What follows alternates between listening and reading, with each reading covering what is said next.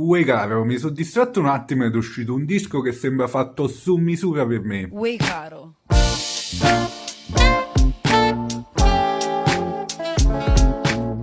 Se come me ami il jazz, il rap, il neo soul, i Uè Caro ne fanno una fusione bellissima nel loro album, ma già distratto un attimo. E se non li conosci è perché non mi segui, quindi lascia like, condividi il video e cerchiamo di rendere questo gruppo celebrissimo.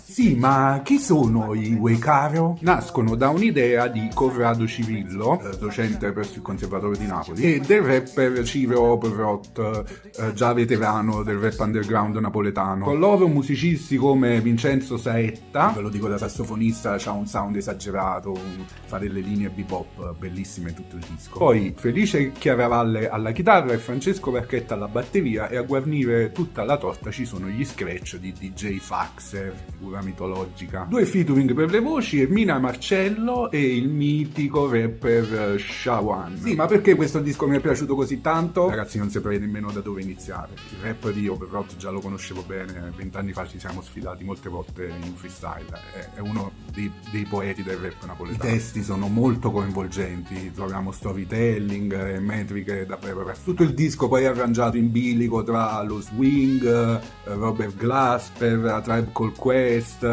insomma è tipo Jazz Mataz ambientato a Napoli. Un prodotto senza compromessi e che porta avanti una poetica ben precisa. Ma sentiamo proprio da loro cosa hanno da dirci. Ciao Marco! Dai rapper James, del Uè Caro Ben, Uè Caro. L'abbraccione brother, ciao bro.